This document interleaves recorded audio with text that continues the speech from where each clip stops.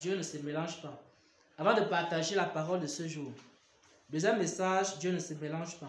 On lit rapidement Exode 20 à partir du verset 4 jusqu'au verset 5. Exode 20 à partir du verset 4 jusqu'au verset 5.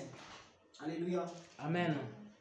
Tu ne te feras point d'image taillée, ni de représentation quelconque des choses qui sont en haut dans les cieux, qui sont en bas sur la terre, et qui sont dans les eaux plus bas que la terre. Tu ne te prosterneras point devant elles, et tu ne les serviras point, car moi, l'Éternel ton Dieu, je suis un Dieu jaloux, qui punit l'iniquité des pères sur les enfants, jusqu'à la 3e et à la 4e génération de ceux qui me haïssent. Amen. Amen. Donc, Dieu se présente ici, dans Exode, à partir du verset 3 même, jusqu'au verset 5, il se présente comme étant un Dieu jaloux. Et il dit à son peuple que tu n'auras pas d'autre Dieu devant ma face. Parce que Dieu ne voudrait pas que lorsqu'il est assis sur un trône quelque part, que quelqu'un y ait un autre trône en face de lui. Ça, c'est la première vérité. Dieu ne se mélange pas. Dieu ne discute pas sa place avec quelqu'un. Et il ne se mélange pas. Les ténèbres et la lumière ne se mélangent pas. Le bien et le mal ne se mélangent pas. La sainteté et le péché ne se mélangent pas. C'est la raison pour laquelle tout ce que Dieu fait, c'est nous séparer. La sanctification, c'est quoi? C'est la séparation. Dans la sanctification, c'est la séparation de l'homme avec le péché. Parce que Dieu ne se mélange pas. Et c'est pour ça que tout ce qu'il va essayer de faire dans la vie du chrétien, c'est le séparer. Séparer du péché, séparer de tout ce qui ne vient pas de lui. Et c'est le travail qu'il fait dans la vie de chacun de ses enfants pendant que nous allons à lui. Et le frère doit savoir que c'est le travail qui va commencer avec lui. À la maternelle, il va commencer à te séparer petit à petit des choses qui ne le glorifient pas. Quand Dieu sanctifie son enfant, il le sépare parce qu'il y a encore des mélanges. Dans la doctrine, il y a encore des mélanges. Dans la compréhension, il y a des mélanges. Et Dieu va séparer petit à petit le chrétien, son serviteur, son église, de tout ce qui n'est pas de lui. Pourquoi? Parce que Dieu est un Dieu jaloux. Ça, c'est la première chose. La deuxième chose ici, c'est que comme Dieu ne se mélange pas, qu'est-ce que le diable fait? Le diable fait tout pour mélanger Dieu. Ou alors pour se mélanger dans les choses de Dieu. Et c'est la raison pour laquelle le diable cherche à entrer dans les églises. Le diable sait que comme Dieu ne se mélange pas, lorsqu'il va entrer dans une église, Dieu va faire quoi? Dieu va quitter l'église. Pourquoi? Parce que Dieu ne se mélange pas. C'est la raison du combat que nous menons actuellement. Et beaucoup avant nous ont mené ce combat. Et chaque jour, le Seigneur nous révèle ici dans les visions qu'il y a des démons qui veulent entrer dans l'église. Qu'il y a le péché qui veut entrer dans l'église. Parce que le diable sait que Dieu ne se mélange pas. Alors, qu'est-ce qu'il va faire?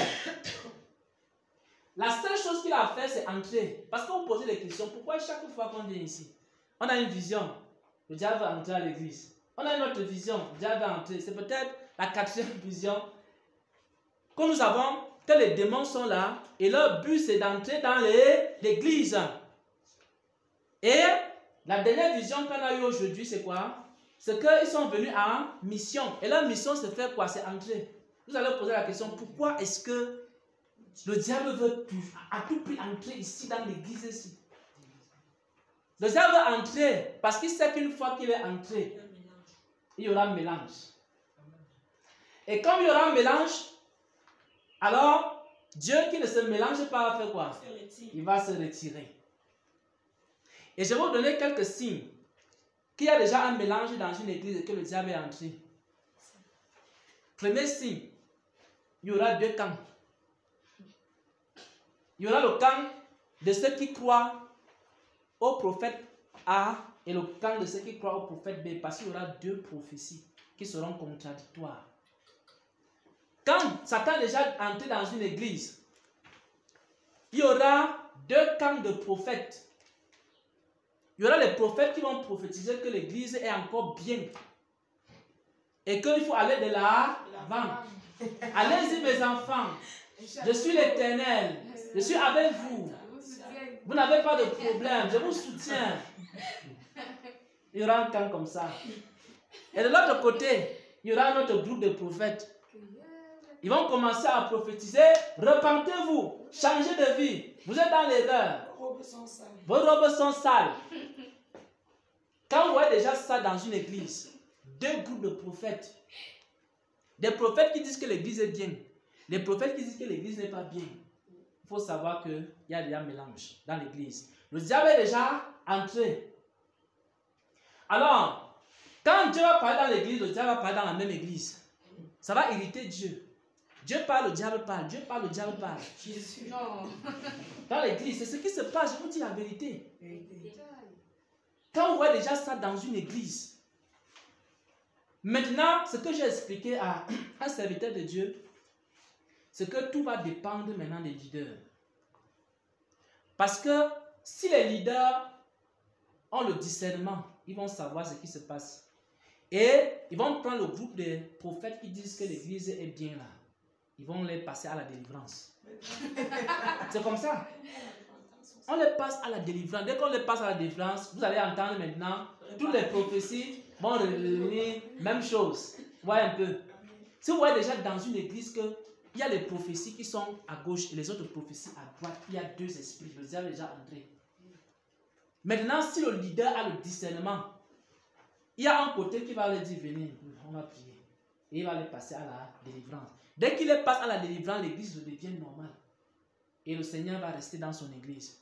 Si le prophète ou le leader n'a pas le discernement, qu'est-ce qui va se passer?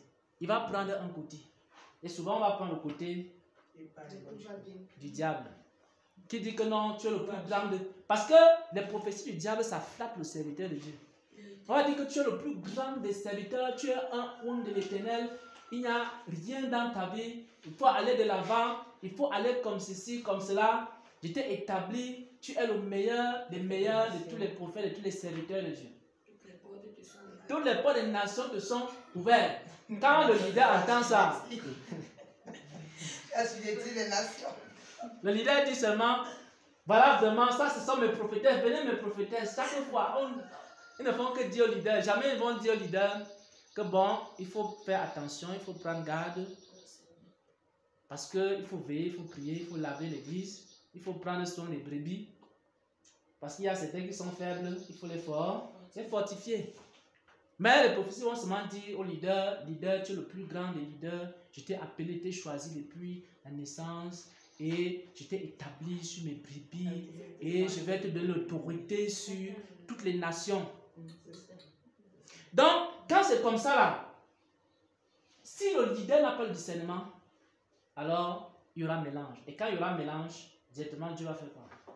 Il va se retirer. Pourquoi? Parce que Dieu ne se mélange pas. C'est comme ça que beaucoup d'églises sont tombées.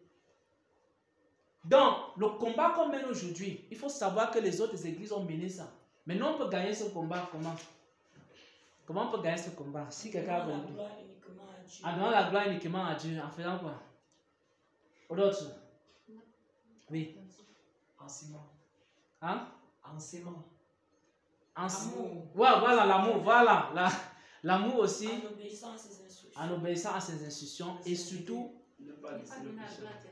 voilà. En faisant tout pour que le diable n'entre pas au milieu de nous. Et ça rejoint l'amour dont le frère a parlé et la sainteté dont la sœur a parlé. Puisque pour que le diable n'entre pas, qu'est-ce qui va bloquer?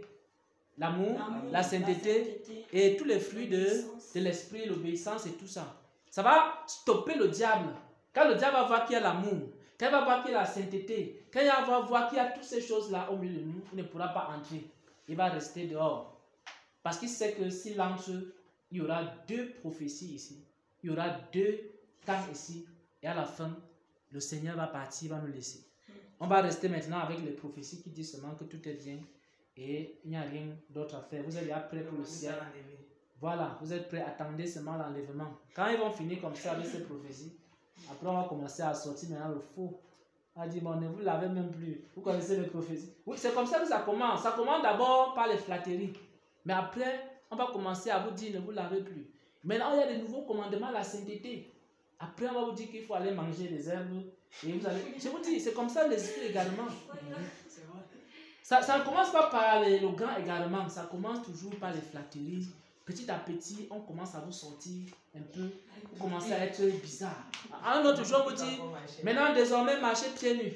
Après, vous commencez à marcher pieds nus. Ouais, maintenant, les chrétiens qui marchent, ouais, un peu. C'est comme ça. Et après, on commence à vous égarer. Et maintenant, oui. Donc, voilà un peu les deux paroles que je voulais partager avant le message.